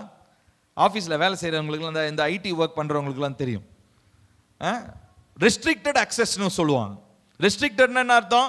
ஒரு சிலதை நீ பார்க்கலாம், ஆனால் பார்க்கறதோட நிறுத்திக்கோ, அதை போய் நீ என்ன பண்ணக்கூடாது, தொடக்கூடாது, நோண்டக்கூடாது. இப்படி தான் இன்னைக்கு நம்மளுடைய ஆவிக்குரிய வாழ்க்கை இருக்குது. ரெஸ்ட்ரிக்டட் ஸ்பிரிச்சுவாலிட்டியில் இருக்கிறோம் நம்ம. கிடையாதுங்க. ரெஸ்ட்ரிக்டட் ஸ்பிரிச்சுவாலிட்டியில வரப்போற வருஷத்துல உங்களால எதையுமே பண்ண முடியாது, எதையுமே பண்ண முடியாது. அப்போ நீங்க என்ன தெரியுங்களா செய்யணும் உங்களுடைய வாழ்க்கையில? கர்த்தர் உங்களை பார்த்து தான் சொல்றாரு, வெளியில நிக்காத, உள்ள வா. உள்ள வர்றது முக்கியம் இல்ல, என் பக்கத்துல வா. பக்கத்துல வர்றது முக்கியம் இல்ல, என் பக்கத்துல வந்து என் இருதயத்தின் மேல சாய்ந்து கொள். என்னை இன்னும் அதிகமா தேடு. என்னுடைய இருதய துடிப்பை நீ கேளு, என்ன சொல்லுதுன்னு கேளு. என்னுடைய இருதயத்தில் இருக்கிற பாரத்தை நீ புரிஞ்சுக்கோ. இதுதான் உனக்கு இப்போ வேணும். ஆனால் நம்ம என்ன தெரியுமா யோசிப்போம், ஏங்க இவ்வளோ பிரச்சனை இருக்குது, இதுக்கு நடுவில் போய் நான் உட்காந்து ஜாம் பண்ணிக்கிட்டு இது பண்ணி இதெல்லாம் எனக்கு தேவையா? இதுதான் மாம்சமும் பிசாசும் உங்களுக்கு கொடுக்கறதான எண்ணம். அதுல இருந்து வெளியே வாங்க தயவு செஞ்சு. இதெல்லாம் வந்து நீங்க தேவன் பக்கத்தில் வந்துட்டா இதெல்லாம் மாறிடும்னு பிசாசுக்கு நல்லா தெரியும். ஏன்னா பல வருஷமா, பல 1000 வருடமா அவன் என்ன பண்ணிட்டு இருக்கிறான், பெரிய பெரிய பரிசுத்தவான்களை கூட விழத்தள்ளின தந்திரமான கொடிய ஒரு ஒரு ஒரு பர்சனாலிட்டி, ஒரு ஆள் தத்துவம் உடையவன் தான் அந்த பிசாசு. உங்களை விழ வைக்கிறதெல்லாம் பிசாசுக்கு ஒரு பெரிய பெரிய மேட்டரே கிடையாது. ஆனால் நீங்க யார் பக்கம் நீங்க சாய போறீங்கன்றது ரொம்ப ரொம்ப முக்கியம். ஆவியானுடைய சத்தத்திற்கு நீங்க விட்டு கொடுக்குறீங்களான்றதை நான் உங்ககிட்ட ஒரு கேள்வியை நான் வைக்கிறேன், ஒரு சவாலா வைக்கிறேன். பிரியமானவர்களே, நீங்க சர்ச்சில் எல்லாமே நீங்க வந்து நல்லா ரொம்ப சூப்பருங்க, நீங்க வர்ஷிப் பண்றது சூப்பர், எல்லாமே சூப்பர், நான் எந்த குறையும் சொல்ல மாட்டேன், நான் திரும்ப சொல்றேன். ஆனால் நம்ம சபையில் இருக்கிற ஒரு பிரச்சனை என்ன தெரியுமா? we have restricted our spirituality. நம்முடைய ஆவிக்குரிய வாழ்க்கையை நம்ம ஒரு கோடு போட்டு வச்சிட்டோம். இதுதான் இந்த நாட்களிலே நம்முடைய ஆசீர்வாதத்திற்கு தடையா இருக்கிறது. எபேசு சபைக்கு பேசும்போது ஆண்டவர் சொல்றார் இல்லையா, எல்லாம் சூப்பரா பண்றேன், ஆனாலும் உன் பேரில் எனக்கு ஒரு குறைவு உண்டு. என்னன்னா, ஆதியிலே கொண்டிருந்த அன்பை விட்டு விட்டாய். ஃபர்ஸ்ட் இருக்கும் போது ரட்சிக்கப்பட்ட புதுசுல ஏசப்பா தான், ஏசப்பா ஏசப்பா ஏசப்பான்னு அப்படியே ஓடி ஆடி பக்கத்துல நல்லா குதிச்சு பாடிக்கிட்டு துதிச்சுக்கிட்டு அவர் பக்கத்திலேயே இருந்து அப்படியே கொஞ்சம் டைமாக அப்படியே வெளியே போய் இப்ப எங்க இருக்கிறோம்? வாசப்படியில் நிக்கிறோம். அவர் உள்ள இருக்கிறார், கிருபாசன தண்டையில் உட்கார்ந்து இருக்கிறார். இப்ப வெளியே இருக்கிறவங்கள ஆண்டவர் இப்ப திரும்ப கூப்பிடுறாரு. வரப்போற புதிய வருஷம் உங்களுக்கு எப்படி தெரியுமா இருக்கணும்? கிருபாசன தண்டையில் இல்லை, அவர் மடி மேல ஏறி உட்காந்து அவர் இருதயத்தில் சாஞ்சி அவருடைய இருதய துடிப்பை கேட்கிற அளவுக்கு நெருக்கத்திற்குள்ள நீங்க வரணும். நான் இதுதான் உங்ககிட்ட நான் கேட்கிறேன். இந்த புது வருஷத்துல சர்ச்சுக்காக நீங்க அதை மாத்திரம் செய்யுங்க, உங்களுக்காக செய்யுங்க. சர்ச்சில் நான் உங்ககிட்ட ஏதாவது கேட்குறோமா? சொல்லுங்களேன். அதை செய்யுங்க, இதை செய்யுங்க, வாங்க தலைகீழ நில்லுங்க, ஓடுங்க, ஏதாவது சொல்றோமா? எதுவுமே சொல்லுங்க. உங்ககிட்ட கேட்கறதுல என்ன தெரியுமா? தேவனிடத்துல நெருங்கி வாங்க. ஏன்னா நான் ஒருத்தன் இங்க மணிக்கணக்காக உட்காந்து ஜோம் பண்றதுனால எதுவும் மாறாதுங்க. பாஸ்டர் முட்டி போட்டு கதறி கதறி ஜோம் பண்றதுனால எதுவும் மாறாது. நம்ம எல்லாரும் மாறணும். நம்ம எல்லாருக்குள்ளேயும் அந்த ஒரு மனம் வரணும். நம்ம எல்லாருடைய இருதயத்திலும் கர்த்தர் விரும்புகிற அந்த காரியம் நிலைநாட்டப்படும் பொழுது நம்ம சபையில நம்ம குடும்பத்துல வரப்போகிற எழுப்புதலை யாராலும் தடை செய்ய முடியாது. ஹல்லேலூயா. அப்ப பரிசுத்தமாகுதலை வாஞ்சிக்கிற ஒரு இருதயம் நமக்கு வேண்டும். ஸோ முதலாவது சொன்ன அழைப்பு, கர்த்தர் நம்மளை அழைக்கிறார். இரண்டாவதா இந்த அழைப்பை நம்ம பெற்றுக்கொண்டு காத்துக்கொள்ளணும்னா அதுக்கு பரிசுத்தமாகுதல்ன்றது ரொம்ப ரொம்ப அவசியமானதாக இருக்கிறது. அப்போ இவ்விதமாய் நாம் கர்த்தருடைய பரிசுத்தமாகுதலுக்காக நாம் வாஞ்சிக்கும் பொழுது சோதனை நேரங்களிலும் கஷ்டத்தின் நேரங்களிலும் அவரை நோக்கி பார்த்து நம்ம ஜெபம்ன்றது நல்லதுதான். ஆனால் அந்த நேரத்தில் இந்த சோதனையை மாற்றுங்க, இந்த பிரச்சனையை மாற்றுங்கன்றதை விடாமல் அந்த அந்த அந்த ப்ரேயரை பண்ணாமல் என்ன ப்ரேயர் தெரியுமா பண்ணோம்? ஏசப்பா, நான் இன்னும் உங்ககிட்ட நெருங்கி வர்றதுக்கு இது ஏதோ தடையாக இருக்குது. நான் இந்த தடையை உங்களுக்கும் எனக்கும் நடுவில் வர்ற நான் என்ன பண்ண போகிறது இல்லை, அனுமதிக்க போகிறது இல்லை. உதாரணத்துக்கு எனக்கு ஒரு பலவீனம் வந்துருச்சுன்னு வச்சுக்கோமே, ஒரு எக்ஸாம்பிளுக்கு சொல்கிறேன். எனக்கு ஒரு பலவீனம் வந்துச்சுன்னா அந்த பலவீனத்தை மாற்றுங்கன்ற ஜபம் என்னுடைய பிரதானமான ஜபம் இல்லை. என்ன தெரியுமா ஜபமாக இருக்கணும்? ஏசப்பா, நான் இன்னும் உங்க பக்கத்துல வரணும். நான் சொல்றது புரியுதா? ரெண்டு பிரேயருக்கும் வித்தியாசம் இருக்குதுங்க. ஒருவேளை நீங்க சொல்லலாம், பில்லி நீ நல்லா பேசுற, நல்லா பேசுற, சூப்பரா பேசுற, போறவன் எனக்கு தானே தெரியும். இது உங்களுடைய மைண்ட் வாய்ஸ் சத்தமாவே எனக்கு கேக்குது. எல்லாம் நீங்க அப்படிதான் யோசிச்சுட்டு இருக்கிறீங்க. அவனுக்கு வர்ற பிரச்சனை அவனுக்கு தான் தெரியும். உனக்கு என்ன, நல்லா வந்து 1 மணி நேரம் மைக்க பிடிச்சி கேட்கறதுக்கு ஆள் இருக்கிறாங்கன்னு இஷ்டத்துக்கு நீ பேசிட்டு போயிடுற. இப்படிதான் நிறைய பேர் யோசிச்சுட்டு இருக்கிறீங்க. ஆனா உண்மை, நான் கடந்து வர பாதையை உங்களால கடக்க முடியாது. எனக்கு என்னமோ எல்லாம் அப்படி சூப்பரா இருக்க மாதிரி நினைக்கிறீங்களா? இல்ல, என்னுடைய வாழ்க்கையில் நிறைய காரியங்கள் இருக்கிறது. கர்த்தர் என்னை நிறைய விஷயத்துல டீல் பண்றாரு. நிறைய விஷயம் எனக்கு இன்னும் நிறைய போராட்டங்களாகவும் பிரச்சனையாகவும் இருக்குது. ஆனா அதுக்கு மத்தியில நான் ஒன்னே ஒன்று சொல்றேன், ஒன்னே ஒன்று தீர்மானிச்சிருக்கிறேன். ஏசப்பா, நான் இன்னும் உங்க பக்கத்துல வரணும், இன்னும் நான் ஜெபம் பண்ணணும். என் பாதையில் உங்களால் நடக்கவே முடியாது, அதே மாதிரி உங்க பாதையில் என்னால் நடக்க முடியாது. ஆனால் நம்ம எல்லாருடைய பாதையும் வேற வேற பாதையாகவும் கடினமான பாதைகளாக இருந்தாலும் நம்மளுடைய ஜெபம்லாம் ஒன்று தான். என்ன ஜெபம் தெரியுமா? அந்த கடினம், இந்த கஷ்டம், இந்த பொருளாதாரம், இந்த நெருக்கடி, வியாதி, பலவீனம் எல்லாத்தையும் தள்ளி விட்டுட்டு நான் உங்கள் பக்கத்தில் இன்னும் வரணும். ஏன்னா நீங்கள் கரங்களை விரித்து இன்னும் உட்காந்துட்டு தான் இருக்கிறீங்க. என் அருகில் வாப்பா, என் பக்கத்தில் வாப்பா, என் இருதயத்தை புரிஞ்சுக்கோப்பா, என் இருதயத்தினுடைய துடிப்பை புரிஞ்சுக்கிட்டீங்கன்னா இதெல்லாம் ஏன் வந்துச்சுன்னு உனக்கு தெளிவாக புரியும்பா. ஆனால் நம்ம என்ன சொல்கிறோம், அதை மாற்றுங்க, அப்போ தான் நான் பக்கத்தில் வருவேன். நம்ம டீல் பேசிக்கிட்டு இருக்கோம். இதுதான் நம்ம பிரச்சனை. அவர் என்ன சொல்கிறாரு, நீ பக்கத்தில் வா, அதெல்லாம் நான் மாத்துறேன்றாரு. ஆனால் நம்ம என்ன சொல்கிறோம், நீங்கள் மாற்றுங்க, அப்போ தான் அவங்க பக்கத்தில் வருவேன். யோசிச்சு பாருங்க, நீங்கள் தேவனுக்கு கீழ்ப்படிய போறீங்களா இல்லை தேவன் உங்களுக்கு கீழ்ப்படிய போறாரா? தீர்மானம் உங்களுடையது. நம்ம நிறைய பேர் இப்படி தான் பேசிட்டு இருக்கோம். ஏசப்பா இதை சரி செய்யுங்க, நான் வந்துடுறேன். ஆண்டவர் சொல்றாரு, நீ முதல்ல வா, நான் சரி செய்கிறேன். அவர் நினைத்ததை யாரால மாற்ற முடியும்? அவர் அப்படிதான் டிசைன் பண்ணி இருக்கிறாரு. அவருடைய திட்டம் அதுதான், அவருடைய சித்தம் அதுதான்.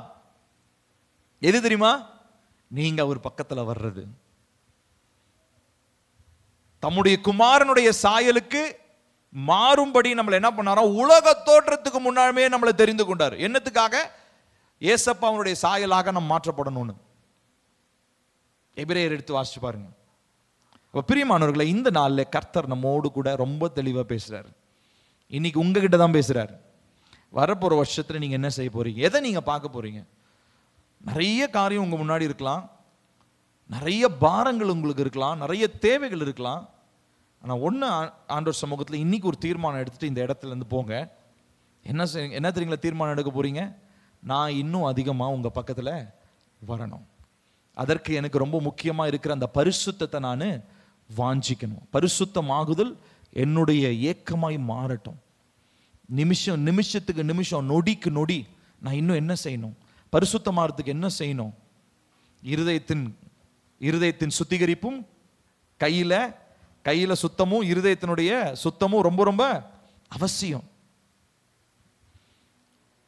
அப்போ இந்த நாட்களில் இதை நம்ம ஆராய்ந்து பார்க்கணும். பிரியமானவர்களே, கர்த்தர் நம்மோடு தான் பேசுறார், ரொம்ப தெளிவா பேசுறார்.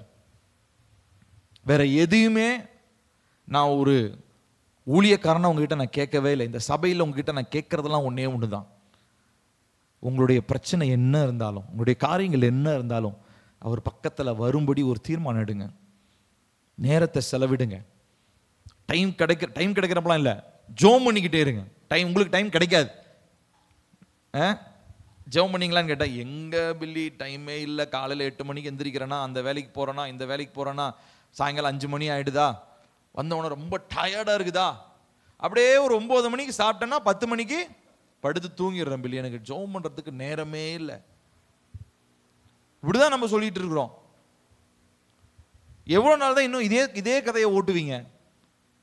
ஓட்டி ரெக்கார்டு தேஞ்சு போச்சு. ஆதி காலத்தில் ரெக்கார்ட் பிளேயர் இருக்கும், பார்த்துருக்கிறீங்களா? எங்கள் வீட்டில் இன்னும் ரெக்கார்ட் பிளேயர் நான் எடுத்து வச்சிருக்கேன், தாத்தாவோடது. அது வேலை செய்யலை, ஆனால் எடுத்து வச்சிருக்கிறேன் பத்திரமா. இதெல்லாம் நம்ம அருங்காட்சியகத்தில் வைக்கிற மாதிரி. அதில் ஒரு இடத்துல தேஞ்சு போச்சுன்னா தேஞ்சதையே திரும்ப திரும்ப ஆமாம் ஒரே லைன் தான் பாடிக்கிட்டே இருக்கும். அந்த மாதிரி தான் இன்னைக்கு நம்மளுடைய கதையும். பிஸியாக இருக்கிறேன், டைம் இல்லை, பிஸியாக இருக்கிறேன், டைம் இல்லை, இதே தான். ஆண்டவர் காதுக்கு உங்களுடைய வார்த்தையெல்லாம் தேஞ்ச ரெக்கார்டு மாதிரி தான் இருக்கும். ஏசப்பா அதை மாற்றுங்க, டைம் இல்லை, இதை மாற்றுங்க, எனக்கு டைம் இல்லை. நீங்கள் மாற்றுங்க, ஆனால் எனக்கு மட்டும் டைமு இல்லை. இப்படி தான் நம்ம இன்னைக்கு ஆண்டவர்கிட்ட நம்ம பேரம் பேசிக்கிட்டு இருக்கோம். இனிமே பேரம் பேசாதீங்க. தயவு செய்து அவருடைய அழைப்பை ஏற்றுக்கொள்ளுங்க. அவர் அருகில் வாங்க. நேரம் செலவிடுறதுக்கு கொஞ்சம் யோசிக்காதீங்க. அவரிடத்துல ரொம்ப நெருக்கமா வர முதலாவது முயற்சி எடுங்க.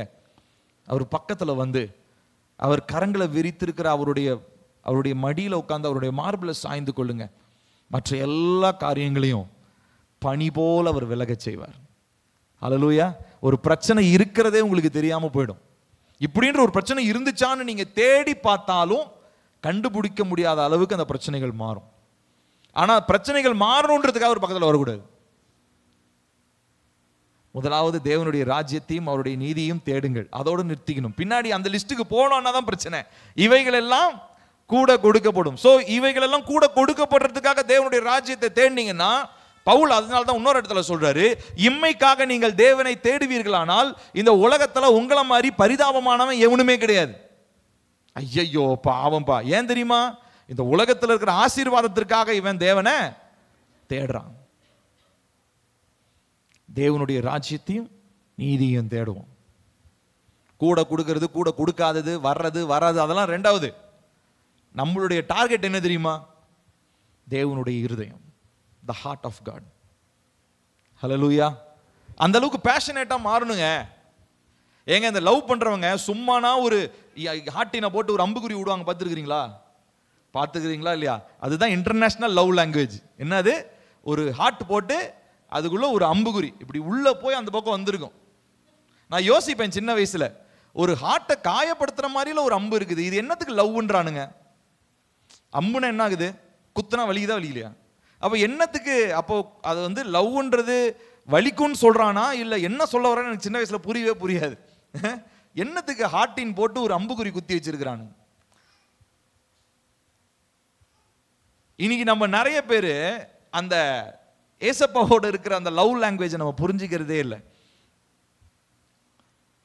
அந்த அந்த அன்புல நம்ம நெருங்கி வரணும்னு சொல்லி சொன்னா அவருடைய இருதயத்தை நம்ம புரிஞ்சுக்கணும். அதுதான் உங்களுக்கு எல்லாமே.